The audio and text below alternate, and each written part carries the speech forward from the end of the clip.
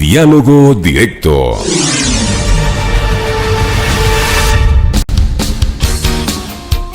Las 17:35. Gracias, amigas, amigos, por mantenerse en nuestra sintonía.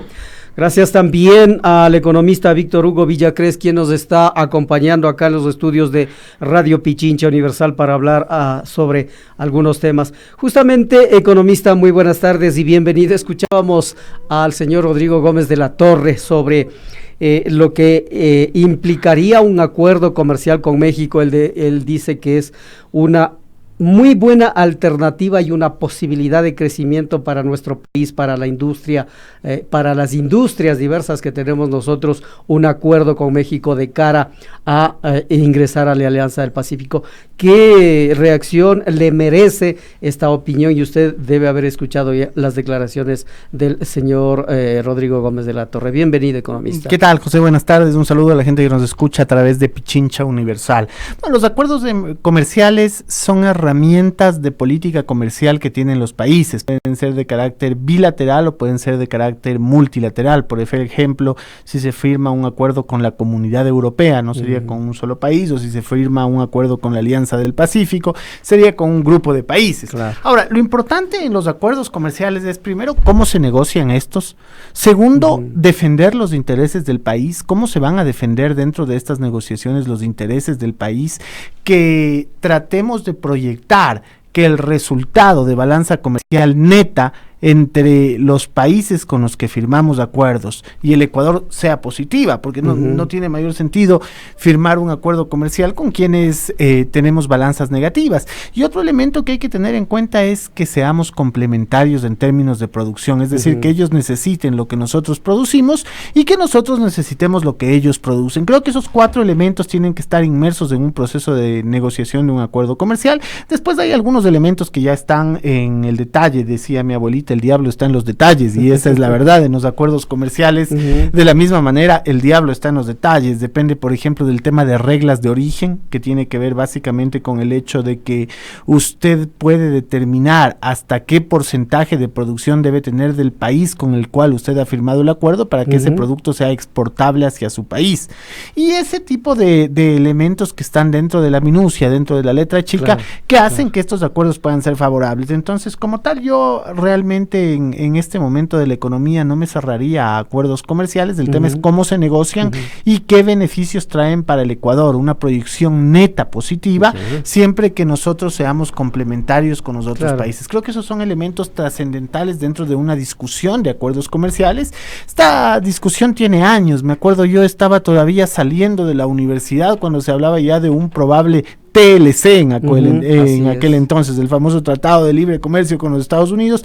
Bueno, venimos, digamos que 17, 18 años discutiendo el mismo tema. Entonces yo creo que hay que aprender de las experiencias de los países vecinos también, pero sobre todo entender nuestra propia idiosincrasia y a partir de eso generar nuestro acuerdo comercial, no adherirnos a cualquier acuerdo en las circunstancias que los países se hayan puesto de acuerdo. Pero eso nos va a tocar hacer. Ya lo hicimos con la Unión Europea. No firmamos nosotros un convenio con la Unión Europea, sino que nos adherimos al convenio que ya firmó Colombia, que firmó Perú. Lo mismo nos va a pasar ahora con la Alianza del Pacífico. Y esos son los problemas que se generan cuando nacen estos acuerdos. Es decir, uno debe tratar de estar desde el primer momento para negociar ciertos elementos que le son favorables a su país.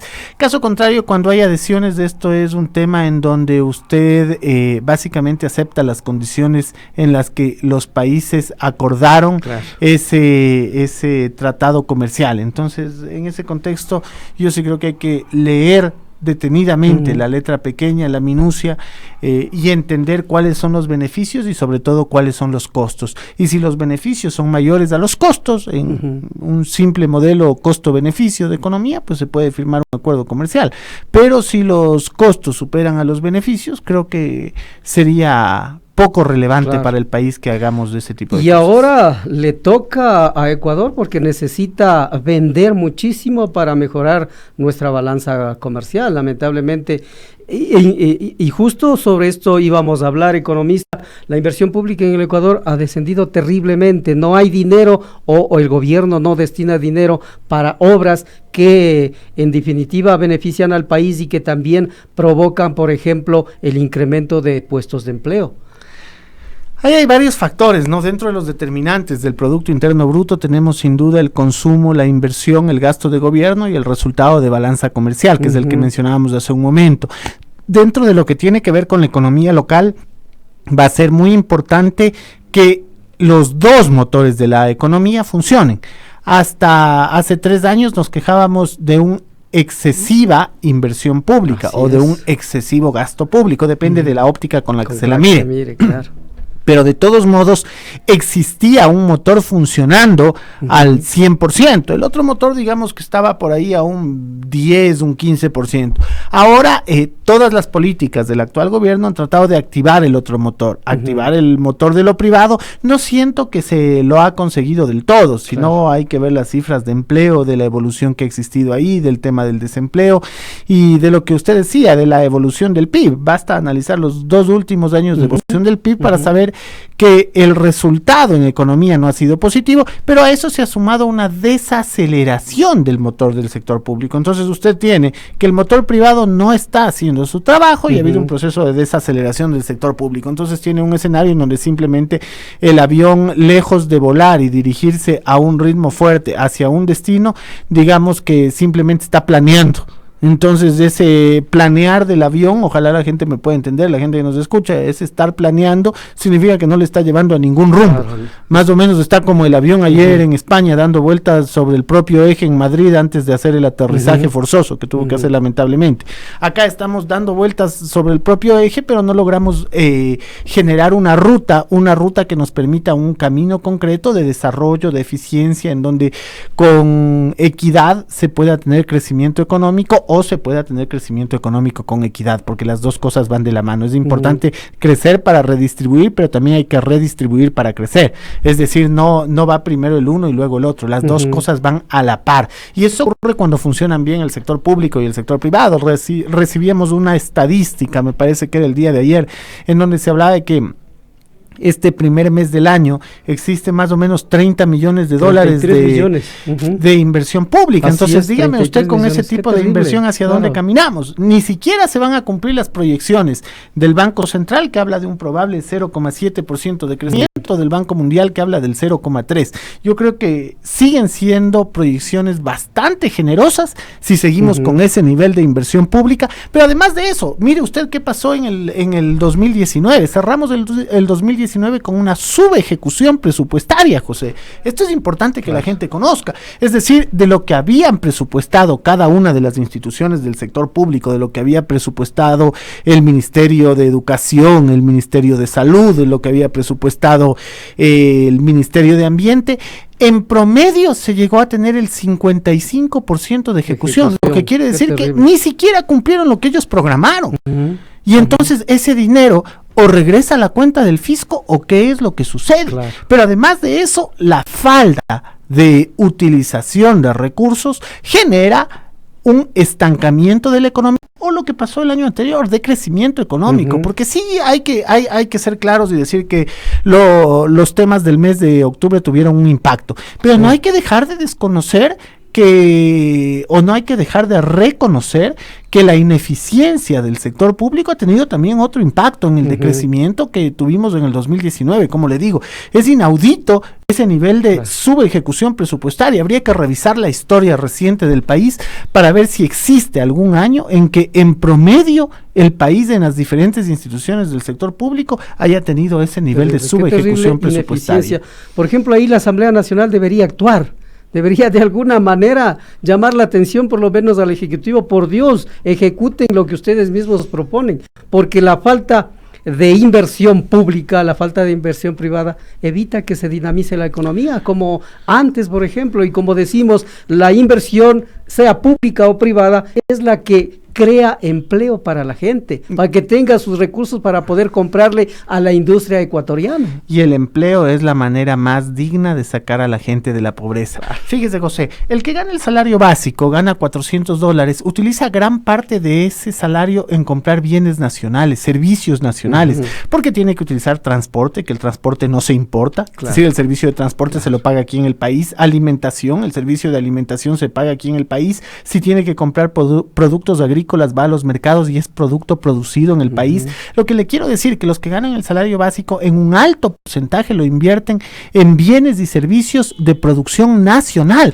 con lo cual se dinamiza la producción local. Una vez que se dinamiza la producción es necesario contratar más personas para que realicen esos procesos productivos de bienes y servicios y encuentra un círculo virtuoso porque esas personas reciben un salario y también vuelven al círculo de consumo de la economía de consumo interno.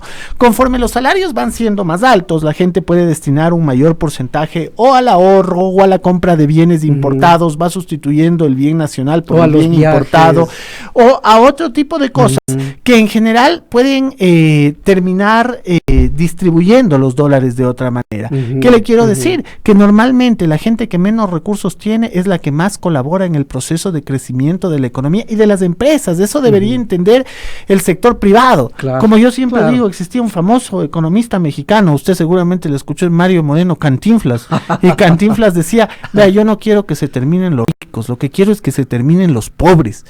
¿Y cómo se terminan los pobres? Con este proceso de generarles un empleo digno, pero a través de ese empleo digno ellos dinamizan la economía. Ellos le compran al que tiene la tiendita, al que tiene la producción agrícola, al del servicio de transporte. Entonces, en general se dinamiza la economía local y con eso crece el Producto Interno Bruto. Entonces yo creo que estos elementos son importantes que los tengan claros, tanto el sector obrero, el sector trabajador, como el sector empresarial. Claro, porque economista, los empresarios lo que están solicitando al momento es incluso hasta que se baje el salario básico unificado, que ahora es de $400, quieren ellos que se reduzca, y como usted dice, no piensan que la gente que tiene dinero es la gente que les va a comprar a ellos. Por supuesto, ahí hay un absurdo económico. Fíjese, voy a traer algo de historia sobre esta mesa de trabajo simplemente para que la gente se acuerde. En la década de los 90, cuando el Ecuador tenía sucres, en 1990 el salario mínimo transformado de sucres a dólares era $39. Ese salario llegó a ser $40 en 1992, pero después empezó a descender con toda esta crisis que hubo del sistema financiero y llega en el año 1999 a ser de $8. Es decir, usted tuvo en términos de dólares una reducción del salario mínimo vital. ¿Qué es lo que ha pasado desde que se dolarizó la economía? Todos los años ha subido el salario mínimo vital. Empezó en el año 2000 siendo $57, después al año 2010 ya llegó a ser $240 y para el año 2020 ha sido de $400 y ha habido un crecimiento constante y sostenido del salario mínimo vital, lo cual ha permitido que esa gente, que es la que gana los recursos justos para poder vivir, invierta esos recursos dentro de la economía local. Eso ha permitido generar ese círculo virtuoso del que tanto hablábamos hace un momento. Entonces yo creo que la gente debe recordar estos elementos. ¿Por qué? Porque ahora, gracias a que tienen un mejor salario mínimo vital los asalariados, es que también se ha dinamizado el sector de bienes, el sector de servicios, el sector de producción agrícola y en general el sector de producción local. Muchas veces en el sector empresarial, sobre todo en los gremios, porque ojo, tampoco hay que satanizar el sector de los empresarios. Hay muy buenos empresarios en el Ecuador y hay otros pues que necesitan un poco clarificar sus ideas en torno a qué es lo que pasa cuando le paga un mejor salario al trabajador. Cuando se paga un mejor salario al trabajador, primero se redistribuye riqueza, pero no solo que se redistribuye, sino que se genera crecimiento económico, José, porque si ese trabajador no tiene un salario, ¿qué va a comprar? Y si no tiene que comprar, ¿a quién le van a vender las empresas? ¿Me explico? Entonces, es un círculo virtuoso también para el sector emprendedor. Si esa gente tiene trabajo, esa gente les consume a ustedes emprendedores, a ustedes empresarios, aquellos que yo sí sé que nos escuchan y que hay buenos y que saben que de esa manera tenemos un círculo virtuoso de crecimiento de la economía. Y economista, ¿Qué otra alternativa nos queda a los ecuatorianos si es que el Ejecutivo no invierte en obra pública? Sí, lamentablemente el sector privado tampoco lo hace porque, como usted dice, el gobierno esperaba que sea el sector privado el que tome la posta en la inversión. ¿Qué nos espera? ¿Qué alternativas podemos esperar para que se dinamice la economía? Yo le diría que nubarrones en el corto y mediano plazo si es que no se toman decisiones fuertes en términos de cómo mejorar. Acaban de publicar las encuestas de empleo, por ejemplo, y ahí usted puede ver que de la población económicamente activa, que actualmente en el país son 8 millones, únicamente 3 millones tienen empleo adecuado o empleo pleno. Si usted quiere ser generoso, súmele el empleo no remunerado, porque me puede decir, bueno, esa es gente que está haciendo labores del hogar. Ok, sume 4 millones, entre los 3 millones 100 y los 800,000 del empleo no remunerado. Pero 4 millones de 8 millones, claro. Y los otros 4 millones están subempleados. 5 millones se dice que están en el... No, es que 4 millones están subempleados y a eso tiene que sumarle el desempleo. Ajá, en el desempleo 5 hay... millones. Usted tiene 300,000 personas más, entonces si es que suma el subempleo más el desempleo ya está en 4 millones y medio, más algunas otras cifras, entonces sí, puede llegar hasta 5 millones de personas que en el Ecuador o están subempleadas o están desempleadas. Claro. Entonces, estas cifras nos deben llevar a reflexionar de si estamos teniendo el camino correcto, si el objetivo de política pública tiene que ser únicamente cerrar el déficit fiscal y llegar a tener un superávit para que nos ponga seguramente la estrellita de buen comportamiento el Fondo Monetario Internacional, o si en su defecto es más importante ponerle rostro humano a la economía. Es decir, a pesar de que el Fondo Monetario Internacional ha solicitado que el Ejecutivo ecuatoriano invierta más.